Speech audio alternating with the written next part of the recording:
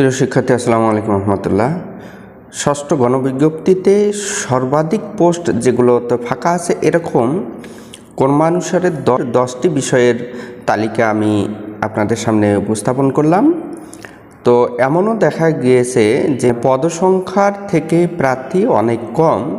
তো সেই হিসেবে 19তম শিক্ষক নিবন্ধনে যারা আপনারা জব প্রার্থী আছেন, সেই সকল বিষয়ে আপনারা প্রিলির পাশাপাশি রিটেন প্রস্তুতি নিলেই আসলে খুব সহজেই নিবন্ধনের মাধ্যমে জব পাওয়া সম্ভব।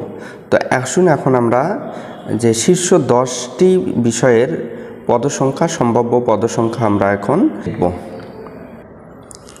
ভৌতবিজ্ঞান 13,360টি, সহকারী মৌলভী 12,494টি, চারুকলা 9,508টি, ইবতেদায়ী মৌলভী 7,781টি, আইসিটি 6,781টি, গ্রন্থাগার 5,732টি, ইংরেজি 5,388টি, শারীরিক শিক্ষা